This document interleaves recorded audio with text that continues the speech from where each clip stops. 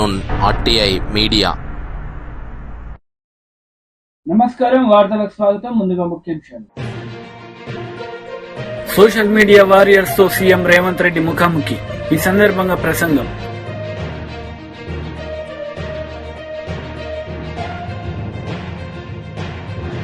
విద్యాశాఖ మంత్రి బొత్స సత్యనారాయణ మీడియా సమావేశం, పలు అంశాలపై వివరణ.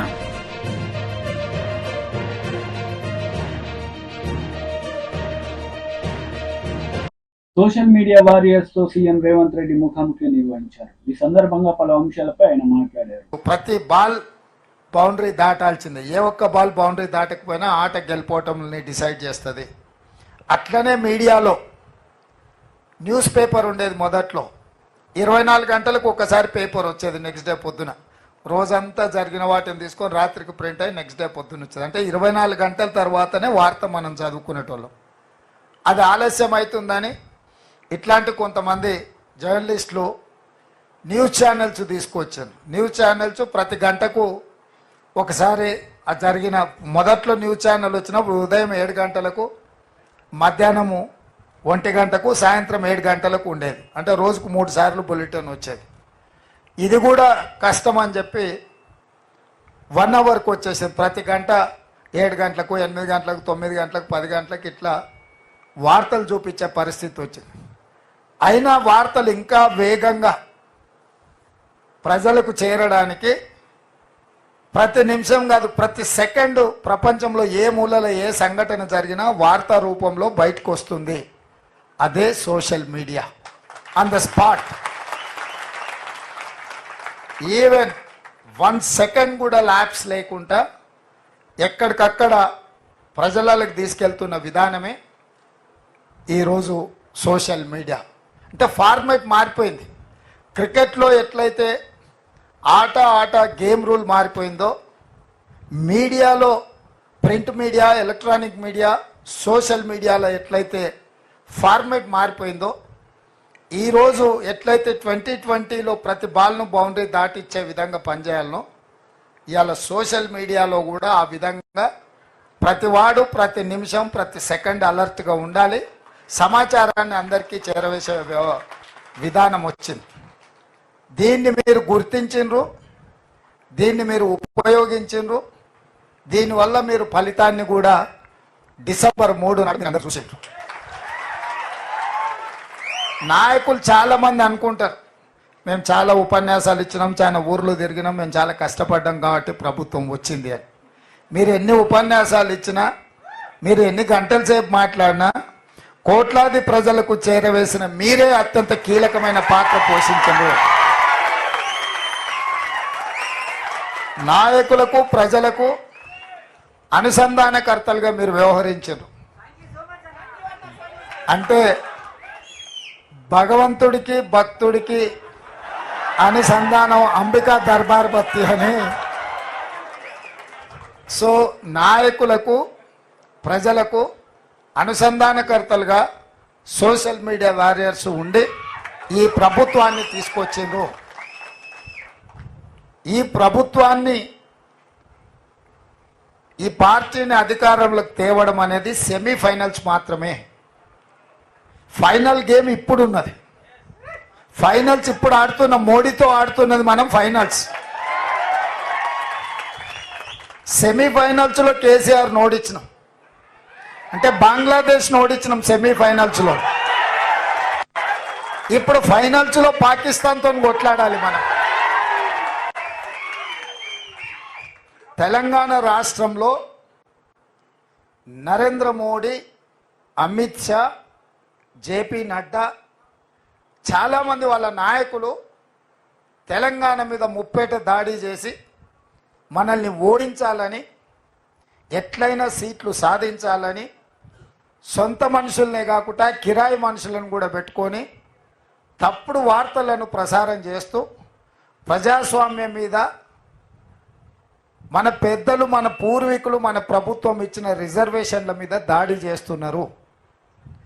దానికి మతము లేకపోతే ప్రభుత్వ ఏజెన్సీలను వాళ్ళు ఉపయోగించుకుంటున్నారు.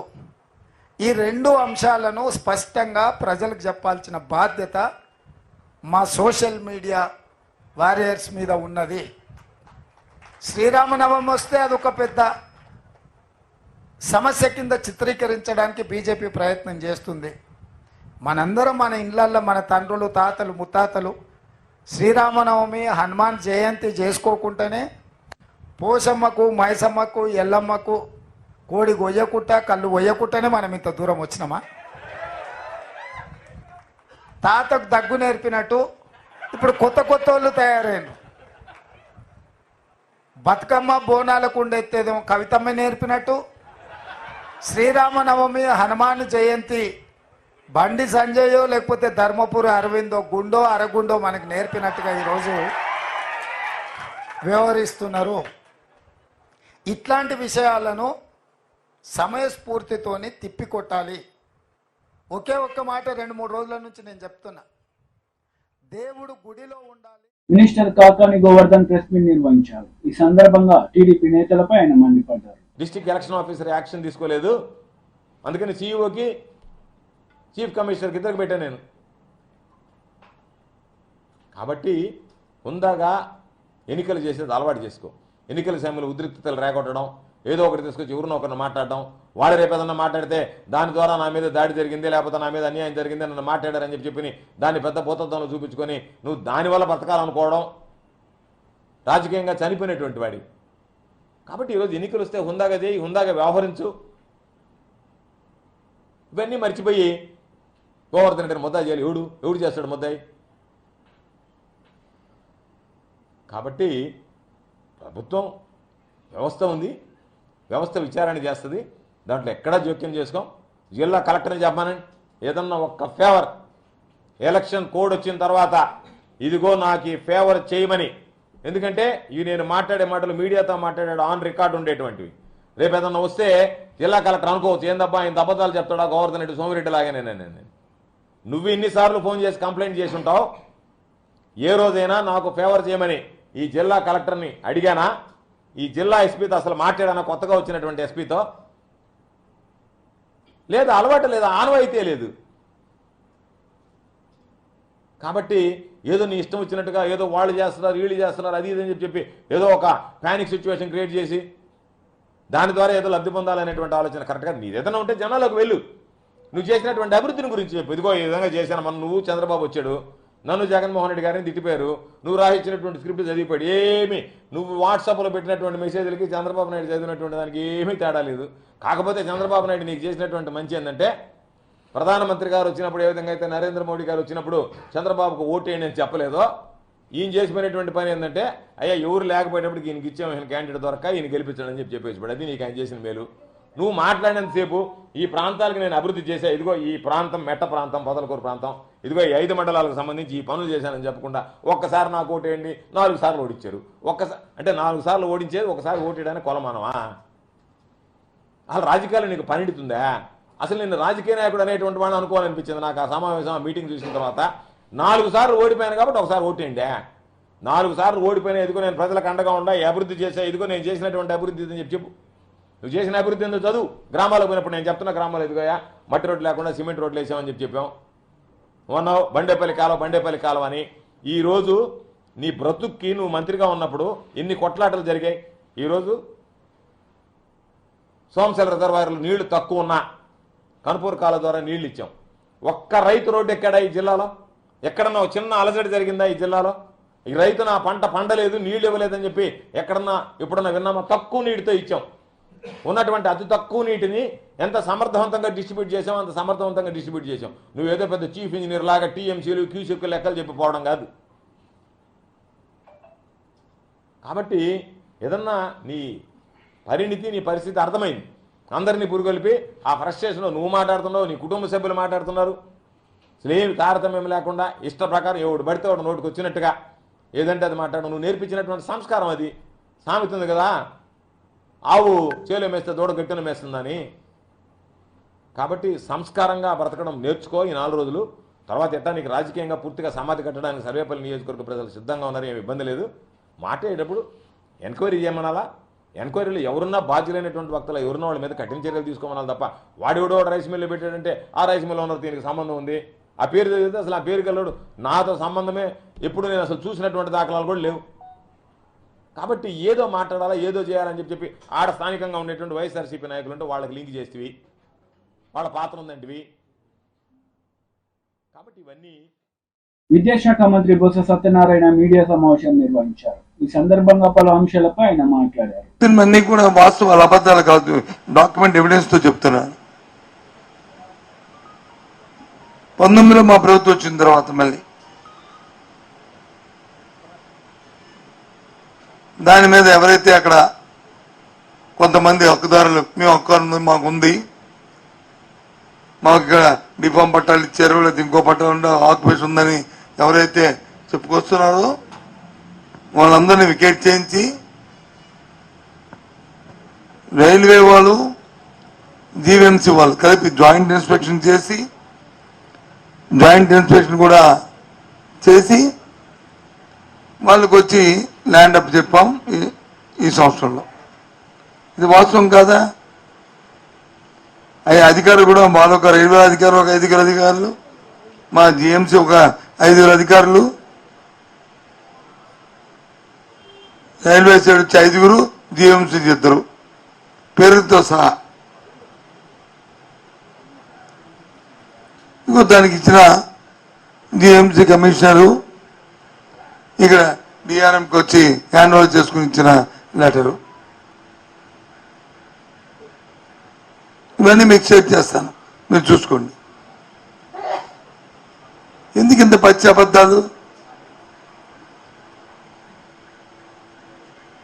వాళ్ళక మా మధ్యలో వచ్చి బాగా వాయించలేదు, బ్రహ్మాండంగా ఆడేదని నేను చెప్పడానికి. ఆ రోజు రైల్వే మంత్రి కదా, మీ కూటమిలోనే కదా 14లో వచ్చారు. సేమ్ కూటమి 14లో కూడా కూటమే కదా.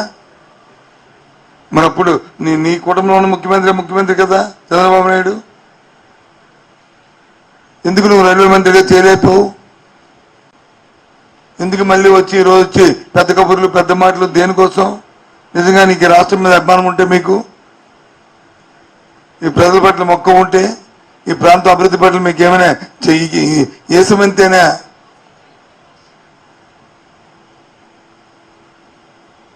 మీకు సదాభిప్రాయం ఉండి చేయాలని తపనుంటే ఏదో నేను కేంద్ర మంత్రిని వచ్చి మాట్లాడితే అది చెల్లుతుంది. నాకున్న డప్పా కొట్టిన ఆ 2 పత్రికలు, ఈనాడు, ఆంధ్రజ్యోతి, లేకపోతే T5 లేకపోతే ఏబిఎన్, ఈనాడు వేస్తారు అనుకుని ఈ డప్పాలు ఎందుకు చెప్పు?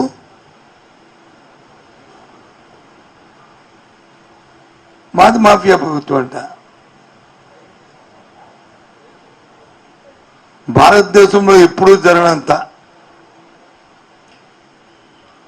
స్వతంత్ర భారతదేశం స్వతంత్రం వచ్చిన తర్వాత ఎలక్ట్రానిక్ బాండ్స్ లో ఎంత అవినీతి జరిగిందో అంతా చూస్తే దేశమంతా చూసింది కదా. చూసింది చెప్పండి, దానికి సమాధానం చెప్పండి మీరు ముందు.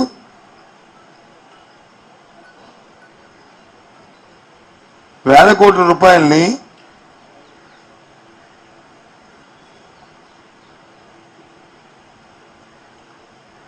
ఈ ఎలక్షన్ల పేరు ఎలక్ట్రల్ బాండ్స్ పేరు వచ్చి పెట్టి వారికి లబ్ధి చేకూర్చి దేశ సంపద నుంచి డైవర్షన్ చేసి మళ్ళీ పైపెచ్చు పెద్ద మాటలు పెద్ద కబుర్లు. భారతదేశ ప్రజలందరూ కూడా మీరు అమాయకులు అనుకుంటున్నారా మీ ఉద్దేశంలో? మాట్లాడట్లేదు కాబట్టి ఎవరూ ఎందుకులే అని చెప్పి ఊరుకుంటున్నారంటే మీరు ఎక్కువగా మాట్లాడింది సమంజసమేనా?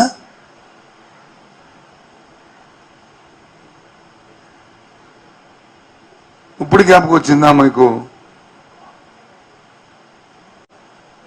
దయచేసి ఆ మాటలను తీవ్రంగా ఖండిస్తున్నాం. ఒకసారి మనమేటో చూసుకుని అప్పుడు ఎదుటి వరకు మాట్లాడాలి. మనమేదో పవిత్రవంతులం, నీతిమంతులం, ఋషిభంగంలో అనుకొని ఎదుటివాడి మీద వచ్చి ఇది చెప్పడం కాదు.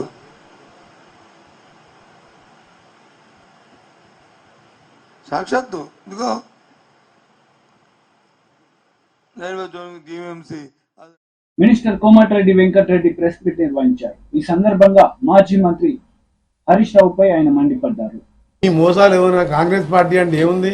2005లో మన్మోహన్ సింగ్ గారు యూపీఏ చైర్పర్సన్ సోనియా గాంధీ గారి నుంచి ఒక ప్లాన్ చేసి ఆ రోజు రుణమాఫీ చేసిండు. అది రుణమాఫీ అంటే ఆ కాలంలో 20 ఏళ్ల కింద 70,000 కోట్ల రుణమాఫీ అంటే ఇవాళ 70 లక్షల కోట్ల కంటే ఎక్కువ. అప్పుడు నేను అధికార పార్టీ రెండోసారి ఎమ్మెల్యేగా ఉన్నా. ఒక్కొక్క అకౌంట్లో 1,00,000, 2 లక్షలు, 3 లక్షలు, 5 లక్షలు ఉన్నాయి. అన్నీ కూడా మాఫీ అయిపోయినాయి. సరే, కొందరు ఆర్థికంగా మంచుకున్న రైతులు లోన్ తీసుకున్నది రీపే చేస్తే రాజశేఖర రెడ్డి గారి వాళ్ళందరూ కూడా ఒక బెనిఫిట్ లాగా ఒక ఇన్సెంటివ్ లాగా కట్టిన వాళ్ళు కూడా 5,000 రూపాయలు అకౌంట్లో వేసినాం, 1,500 కోట్లు.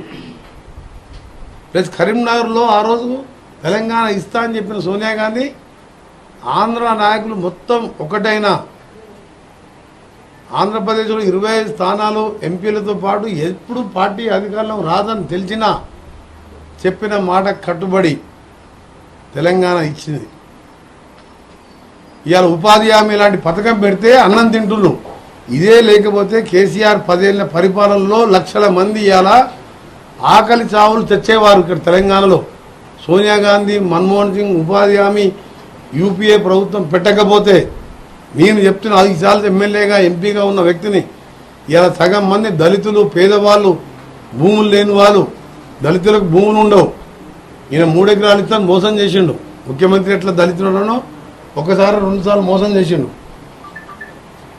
భూములు ఉండవు, చాకలి వాళ్ళకు, మంగళ వాళ్ళకు, పద్మశాలి భూములు ఉన్నాక లేక కులవృత్తులు లేని వాళ్ళు కూలీ మీద ఆధారపడతారు. ఇవాళ వచ్చిన మోడర్నైజేషన్ ఎక్విప్మెంట్ ఇవాళ వరి కోత కూడా మిషన్లు వచ్చినాయి. సో వీళ్ళందరూ కూడా ఎట్లా బతకాలి? కూలీనాలు చేసుకుంటే బతుకోవాలి. దాని ప్లేసులో ఉపాధి హామీ పెట్టి చట్టం రూపాయలు తీసుకొచ్చి 100 రూపాయలు కనీసం 100 రోజులు ఉపాధి ఇవ్వాలి అని చెప్తే ఇవాళ 180 రూపాయలు పెరిగి ఇలాంటి దరిద్రుడు పాలించిన కేసీఆర్ 10 ఏళ్లలో నిజంగా ఆ పథకం లేకుంటే లక్షల మంది చనిపోయారు ఆకలి చావులతో. అందుకనే కాంగ్రెస్ పార్టీని విమర్శించడం మానం. తెలంగాణ ఇస్తా అంటే ఇచ్చినాం. ఆగస్టు 15 మా ముఖ్యమంత్రి గారు ఇచ్చిన మాట నిలబెట్టుకుంటాం. అలా మంత్రివర్గంలో సభ్యునిగా మా ఎమ్మెల్యేలు మేమందరం కూడా రైతులకు మాటిస్తున్నాం. ఈ డ్రామారావు, ఈ అవలేష్ రావు మాటలు మళ్ళొక్కసారి ఇవాళ మోసం అని తెలిసిపోయింది కదా. ఎంత పిరికి పని అంటే ఎమ్మెల్యే పదవి వదిలిపెట్టుకుంటాను భయపడతాను. నాయన మంత్రి పదవి తీసి అవతల పడేసిన నేను. నిజంగా రైతుల ప్రేమ ఉంటే నీదేం డ్రామా? కనీసం మెదక్లో డిపాజిట్ తెచ్చుకోవాలి. రైతుల కోసం నేనేదో మొనదాన్ని ముఖ్యమంత్రి గారితో ఛాలెంజ్ చేస్తున్నాను చెప్పుకుంటానుక. నీ మెదక్లో డిపాజిట్ తెచ్చుకో దమ్ముంటే. మెదక్ సీటు కూడా ఓడిపోతుంది. 13, 14 కాంగ్రెస్కి వస్తున్నాం. ఇక ఆయన కట్టబెట్టుకొని బయలుదేరిండి. ఆయన అధికారంలో ఉన్నప్పుడే ఫామ్ హౌస్లోకి వెళ్ళి బయటికి రాలే.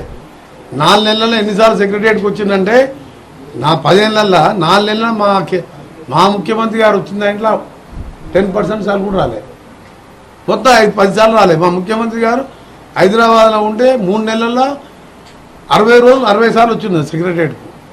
అందరిని కలిసేవారు. అపాయింట్మెంట్ లేదు, సెక్యూరిటీ లేదు, ఎవరిని చెక్ చేసేయలేదు. ఈయన దగ్గర హోమ్ మినిస్టర్ మహమ్మద్ అలీ పోతే ఒక హోంగార్డ్ కట్ట తీసుకొని రెండో పడితే 120 కిలోల సీట్ల రివర్స్ తీసుకొని వెళ్ళిపోయాడు. హోమ్ మినిస్టర్నే బయటికి వెళ్ళి నీ అంత పాలన, నీ జోకర్ ఎమ్మెల్యేలు ఇవాళ పెద్ద జోకర్ అయ్యిండు. హరీష్ రావు వాళ్ళ ప్రజలను మోసం చేస్తున్నాడు. ఆ రోజు అగ్గిపేట దొరకలేదని మోసం చేసి మా పిల్లల్ని చంపిండు. ఇవాళ రైతుల మీద ప్రేమ ఉన్నట్టు ఒలకబోస్తున్నాడు. ఈ డ్రామారావు గురించి జర ఎక్కువ చేయండి. ఆ రాజీనామా పత్రం మీ టీవీ ఛానల్లో కూడా వేయండి. మీరు speaker assembly. MP Bandi Sanjay ఎన్నికల ప్రచారంలో పాల్గొన్నారు. ఈ సందర్భంగా కాంగ్రెస్, బీఆర్ఎస్ లపై ఆయన మండిపడ్డారు. స్కాలర్షిప్ల కోసం నువ్వు తెలంగాణ రాష్ట్రంలో ఇయ్యి అని చెప్తే కేసీఆర్ ఇయ్యలేదు. అప్పుడు నరేంద్ర మోడీ గారు ఏం చేశారంటే 60% నేను ఇస్తా, 60% నేను ఇస్తా, ఇంకా 40% నువ్వు దళితులకి అని చెప్పన్నాడు. ఇయ్యి అంటే కేసీఆర్ ఎవరు తెలుసా? నువ్వు నేరుగా వాళ్ళకి ఇయ్యద్దు, నువ్వు డైరెక్ట్ దళితులకు ఇయ్యద్దు, నువ్వు నాకు ఇస్తే నేను ఇస్తాడట. మోడీ గారట కేసీఆర్కి ఇస్తే ఉన్న బియ్యం పేదోళ్లకు బియ్యం ఇస్తేనే రూపాయి వసూలు చేస్తున్నాడు. వసూలు చేస్తాను ఫస్ట్ రూపాయి వసూలు అయితే గుంజినా నేను బిడ్డని ఫామ్ దగ్గర గుంజుకొస్తా అని చెప్పిన. ఇలా బియ్యం మనం ఇస్తే పేరు ఆయన పెట్టుకోవడం కేసీఆర్ పెద్ద మంది ఫోటో చూసారు కదా రేషన్ కార్డు దగ్గర చూసారు కదా. ఈసారి మోడీ గారు ఏం చేసి తెలిసాక, ఈసారి మోడీ గారు ప్రభుత్వం వచ్చాక ఇంకా 5 సంవత్సరాలు ఫ్రీ బియ్యం ఫ్రీ బియ్యం ఇస్తాడు 5 సంవత్సరాలు, మళ్ళీ ఫ్రీ బియ్యం ఇస్తాడు. ఇలా మోడీ గారు ఎట్లా ప్రధానమంత్రి అవుతాడు, మళ్ళీ ఫ్రీ బియ్యం గ్యారంటీ. కాబట్టి మోడీ సార్ ఏం చేసిందంటే చదువుకునే దళిత పిల్లలకు నేను 60% పైసలు నేను ఇస్తా, ఇంకా 40% నువ్వు వాళ్ళ అకౌంట్ లో వేయి, నేను కూడా వాళ్ళ అకౌంట్ వేస్తాను. లేదు నువ్వు నాకు ఇస్తేనే నేను ఇస్తాను. ఇస్తే ఏం చేస్తాడు దాన్ని చంపుకోవడం పైసలు సంపానికి అంత మళ్ళొక్క పైసలు ఇస్తాడా? ఇలా ఇంత మోసం చేసాడు కేసీఆర్ అనే వ్యక్తి. ఎట్లా మోసం చేసాడే, ఇట్లా మోసం చేసి మొత్తం మన బతుకులను బర్బాద్ చేసింది ఇలా కేసీఆర్. ఇలా ఏం ఇవ్వకుండా మోసం చేసిన వ్యక్తి కేసీఆర్ కాబట్టి తీసుకుపోయి ఏం చేయాలో అది చేశారు. ఇప్పుడు కాంగ్రెస్ పార్టీ మళ్ళా మొన్నొచ్చే ఏం చేసింది, మా కోటేది మేము గెలిచిన వెంటనే 100 రోజుల లోపల అంతకుముందు ఇది ఇందిరా అభయహస్తం పేరు మీద ఒక్కొక్క దళితునికి ఏం షూరిటీ లేకుండా 12 లక్షల రూపాయలు ఇస్తాను. ఇలా కాంగ్రెస్ పార్టీ ప్రభుత్వం వచ్చి 100 రోజులు దాటేది. ఇక్కడేమన్నా దళిత యువకులకు 12 లక్షల రూపాయలు మీకు కాంగ్రెస్ పార్టీ ప్రభుత్వం ఇచ్చిందా? మీ పిల్లలకు ఇచ్చిందా? మరి ఇయ్యదా? ఇంకేమన్నారు, 5 లక్షల రూపాయలు 6 లక్షల రూపాయలు ఎస్సీ ఎస్టీలకు జాగా ఇల్లు కలిపి 6 లక్షల రూపాయలు ఇస్తున్నారు. ఇక్కడ ఏమన్నా 6 లక్షల రూపాయలు ఇచ్చారు ఎవరికన్నా? ఇందిరమ్మ ఇల్లు ఇస్తున్నారు. ఏమి ఇందిరమ్మ పేరు మీద ఇల్లు ఇస్తున్నారు. ఎవరికైనా ఈ 100 రోజులు కూడా ఇల్లు ఇచ్చిందా ఎవరికన్నా? ఏమి ఎరక ఓట్లు వేయించుకున్నారు అయిపోయా. మాజీ మంత్రి దేవినేని ఉమామహేశ్వరరావు మీడియా సమావేశాన్ని నిర్వహించారు. ఈ సందర్భంగా సీఎం జగన్ పై విరుచుకుపడ్డారు. అడ్డగోలుగా ఈ కార్యక్రమాలని చేస్తా ఉన్నారు. అదేవిధంగా సివిల్ జడ్జిల అధికారాలని రెవెన్యూ అధికారులు కల్పించారు. ఏదైతే జ్యుడిషియరీ సివిల్ జడ్జికి ఉన్న అధికారాన్ని అడ్డగోలుగా రెవెన్యూ అధికారులు కల్పించారు. అంటే కేసు రాసే పోలీసే తీర్పిచ్చేసే విధంగా ఈ యాక్ట్ తయారైంది. ఇది జగన్ రెడ్డి తీసుకొచ్చిన ఈ చట్టం భారత వారసత్వ చట్టం. రాజ్యాంగంలోని ఆర్టికల్ 21, 246, 300కి విరుద్ధంగా ఈ చట్టాన్ని తయారు చేశారు. దీనికి కారణం శాసనసభలో అడ్డగోలు మంద బలం 151 సీట్లు అధికార మదంతో ఈ చట్టాలను తయారు చేశారు. శాసనమండలిలో మీకున్న అడ్డగోలు అధికారాన్ని ఉపయోగించి దీన్ని మీరు యాక్ట్ పాస్ చేసుకున్నారు. దీనివల్ల భూ యాజమాన్య హక్కుల్ని రెవెన్యూ అధికారులు ఏదైతే నిర్ణయించకూడదని సుప్రీంకోర్టు తీర్పుకి విరుద్ధంగా ఈ యాక్ట్ని తయారు చేశారంటే ఏ విధంగా జగన్మోహన్ రెడ్డి రైతాంగం పట్ల, రైతుల పట్ల, మరి పేద రైతాంగం వాళ్ళ హక్కుల్ని ఏ విధంగా కోల్పోతారో సుబ్బారావు అనే రైతు ఒంటిమిట్ట ఆ ప్రాంతంలో ఆ కుటుంబం యొక్క జరిగిన సంఘటనే ఈ రాష్ట్రంలో ప్రతి ఒక్కళ్ళను కూడా కదిలిస్తూ ఉంది. ఏ రాష్ట్రం కూడా ఇంతవరకు ఇంత ప్రమాదకరమైన చట్టాన్ని తయారు చేయలేదు. మరి జగన్మోహన్ రెడ్డి ఎందుకింత అత్యుత్సాహంగా ఈ చట్టాన్ని తీసుకొచ్చాడు? ఈ చట్టంలో సెక్షన్లు కూడా రాజ్యాంగ విరుద్ధంగా ఉన్నాయి. ఏదైతే ల్యాండ్ టైటిలింగ్ యాక్ట్ చట్టంలో సెక్షన్ నెంబర్ 10, 13, 14, 15, 25, 34, 46 ఇవన్నీ కూడా రాజ్యాంగ విరుద్ధంగా ఉన్నాయి. కాన్స్టిట్యూషనల్గా ఏవి కూడా ఒప్పుకునే కూడా కాదు. అంత టీడీపీ పోలిట్ బ్యూరో సభ్యులు వర్ల రామయ్య మీడియా సమావేశం నిర్వహించారు. ఈ సందర్భంగా పలు అంశాలపై ఆయన మాట్లాడారు. ఓట్లు కుప్పలు పడతాయని చెప్పారట. అందుకో ప్లాస్టర్ దేట్లా మీ దుంపదాగా ఇదేమి డ్రామయ్య? అసలు అక్కడ హత్యాయత్నమే జరగలేదు, నీ మీద రాయే పడలేదు అంటుంటే నువ్వు ఇంకా ప్లాస్టర్ వేసుకొని తిరగటంలో ఏమైనా ఔచిత్యం ఉందా అని చెప్పి నేను అడుగుతున్నా. సారీ, అంటే ప్రజలు ఎంత అమాయకులని చెప్పాలన్నా మీరు? ప్రజల్ని అమాయకులు అనుకుంటున్నారా జగన్మోహన్ రెడ్డి గారు? 13 రోజుల తర్వాత కూడా ఆ ప్లాస్టర్ మీరు ఆ తలకు ఉంచుకొని తిరుగుతున్నారంటే ఏమనుకోవాలి? అందుకే అన్నాను, అతను పెద్ద డ్రామా యాక్టర్. చిన్నప్పుడు ఆయన ఏమైనా నాటకాలు వేశారో నాకైతే తెలియదు, కానీ ఇప్పుడు మాత్రం ముఖ్యమంత్రి అయిన తర్వాత ఇది మాత్రం పెద్ద డ్రామా. ఆ ప్లాస్టరు బాగా రోజు రోజుకి పెరుగుతుంది, ఇంకా తగ్గాలి రోజు రోజుకి. ఫస్ట్ పెద్దది ఉంటుంది, చిన్నది ఉంటుంది, లేకపోతే ఒక స్టిక్కర్ లాంటిది పెడతారు, 3వ రోజు పీకేస్తారు. నేను చెప్పాను కదా 3 రోజులే ప్లాస్టర్కి. మీకైన గాయానికి 3 రోజులే ఉంచుకోవాలి, తర్వాత ఉంచుకుంటే అది డ్రామా. నిన్న ఒక డాక్టర్ గారు ఎవరో చెబుతున్నారు, సెప్టిక్ అవుతున్నా దంపదేగా అని చెబుతున్నారు. నువ్వు అట్లాగే ప్లాస్టర్ వేసుకొని తిరిగితే సెప్టిక్ అవుద్దట. అందుకని నేను తోటి మనిషిగా నా సలహా, ఇక తీసేయండి ఆ ప్లాస్టర్. ఇక మీ మాయ మాటలు, మీ మోసపు మాటలు వినే స్థితిలో లేరు రాష్ట్ర ప్రజలని చెప్పి కూడా గౌరవ ముఖ్యమంత్రికి నేను తెలియజేస్తున్నాను. రెండవది, జనాన్ని నేను అనుకోవటం ఎదుటి మనుషులందరూ అమాయకులు, వాళ్ళకేమి తెలియదు, లోకజ్ఞానమే తెలియదు, నేనేది చెబితే అది నమ్ముతున్నారన్న భ్రమలో జీవిస్తూ ఉన్నాడు జగన్మోహన్ రెడ్డి గారు. ఆ ఊహాలోకాల్లో విహరిస్తూ ఉన్నారు గౌరవ ముఖ్యమంత్రి జగన్మోహన్ రెడ్డి గారు. లేకపోతే అవినాష్ రెడ్డి 5 ఏళ్ళు ఎంపీగా పనిచేశాడు, మరలా ఎంపీగా పోటీ చేస్తున్నాడు. అతను చిన్న బాలుడు అంట, అమాయకుడు అంట. అతను అమాయకుడు అంటే ఆయన దొంపదగ బాబాయిని, మీ బాబాయిని గొడ్డలు వేటేసి చంపిన దానికి సూత్రధారి అతనని చెప్పి CBI, the highest investigating agency in our country, వాళ్ళు చెబితే, వాళ్ళు ఛార్జ్షీట్ వేస్తే ఇతను బెయిల్ తీసుకొని ఆ కోర్టుకు అటెండ్ అవుతూ ఉంటే అతన్ని చిన్న పిల్లవాడు, అమాయకుడు అని చెప్పడంలో ఉద్దేశం ఏంటి? మీ ఉద్దేశం ఏంటి ముఖ్యమంత్రి గారు అని చెప్పి నేను అడుగుతున్నా. అంటే రాష్ట్ర ప్రజల అమాయకులేనా, మీ తమ్ముడు అమాయకుడేనా?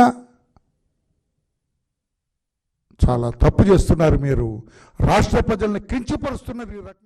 ఎమ్మెల్యే హరీష్ రావు మీడియా సమావేశం నిర్వహించారు. ఈ సందర్భంగా పలు అంశాలపై ఆయన మాట్లాడారు. దేవుడి మీద ప్రమాణం చేసి ఓట్లు పెట్టుకొని బాండ్ పేపర్ల మీద రాసిచ్చిన హామీలు నిజమే అయితే రాజీనామా చేయడానికి ఎందుకు వెనకడుగు వేస్తున్నారు? మీరు రాజీనామాకు ముందుకు రావడం లేదంటే ఈ రాష్ట్ర ప్రజల్ని మరొక్కసారి మీరు మోసం చేస్తున్నట్టే లెక్క. ఒకవేళ మీకు రావడానికి ఇక్కడ ఇబ్బందిగా ఉంటే అమరుల స్తూపం దగ్గర, ఎందుకంటే మీరు ముఖ్యమంత్రి అయిన తర్వాత ఏనాడు ఈ అమరవీరుల స్తూపానికి 2 పూలు పెట్టింది లేదు, శ్రద్ధాంజలి ఘటించిన చరిత్ర మీకు లేదు. ఇది నిజంగా మా దురదృష్టం. అయినా కూడా ఈ ఒకవేళ మీకు రావడానికి ఇబ్బంది ఉంటే మీ పిఏ ద్వారా పంపండి, లేదా మీ స్టాఫ్ ద్వారా పంపండి, మాకు అభ్యంతరం లేదు. కానీ మా ఆశల్లా, మా ప్రయత్నం వల్ల ఈ రాష్ట్రంలో ప్రధాన ప్రతిపక్షంగా ప్రజలకిచ్చిన హామీలు అమలు చేయించడమే మా కర్తవ్యం. మాకు ఇక్కడ రాజకీయాల కంటే కూడా పేద ప్రజల ప్రయోజనాలు ముఖ్యం. అవ్వా తాతలకు 4,000 రూపాయల పెన్షన్ రావాలి, రైతులకు 15,000 రైతు బంధు రావాలి, రైతులకు 2 లక్షల రుణమాఫీ జరగాలి, వడ్లకు మక్కలకు 500 బోనస్ రావాలి, రాష్ట్రంలోని మహిళలకు 2,500 రూపాయలు రావాలి. ఇవేమి మేము కొత్తగా అడుగుతున్నాయి కావు, ఇవేమి మా గొంతమ్మ కోరికలు కావు. ఎన్నికల ముందు మీరు కాళ్ళల్లా చేతులల్లా మొక్కి మీరు బాండ్ పేపర్ల మీద రాసిచ్చిన మాటలు. స్వయంగా సోనియా గాంధీ గారు రాష్ట్ర ప్రజలకు లేఖ రాశారు. ఈ 6 గ్యారంటీలను 100 రోజుల్లో అమలు చేయించే బాధ్యత మాది అని స్వయంగా సోనియా గాంధీ గారే రాష్ట్ర ప్రజలకు లేఖ రాశారు. అందువల్ల ఈ రాష్ట్ర ప్రజలకు మీరు ఇచ్చిన హామీలు అమలు చేయమని అడుగుతున్నాం. ముందు బేషరతుగా మీరు క్షమాపణ చెప్పాలి.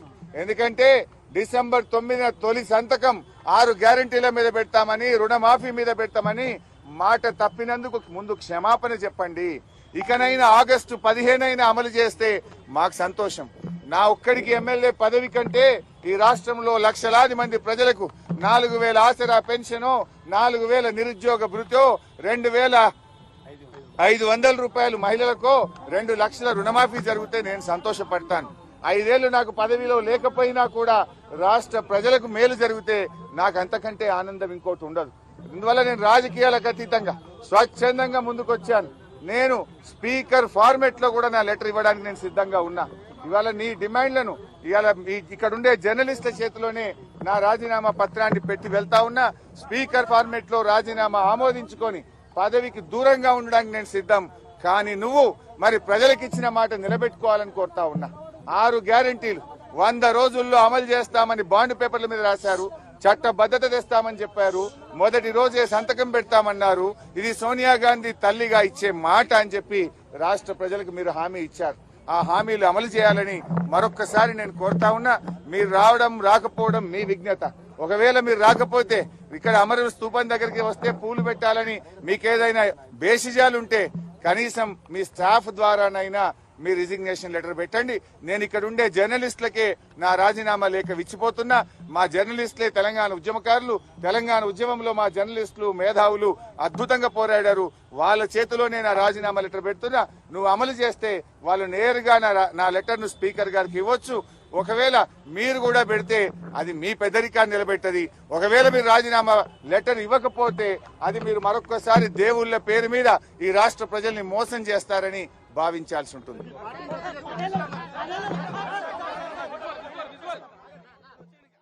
వార్తలు ముగించే ముందు ముఖ్యాంశాలు మరోసారి. సోషల్ మీడియా వారియర్స్ తో సీఎం రేవంత్ రెడ్డి ముఖాముఖి. ఈ సందర్భంగా ప్రసంగం.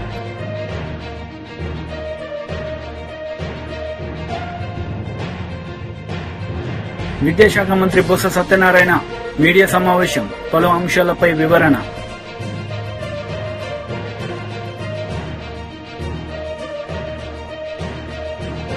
ఈ వార్తలు ఇంతటితో సమాప్తం. తిరిగి ప్రసారమయ్యే వార్తలు మళ్ళీ కలుద్దాం. అంతవరకు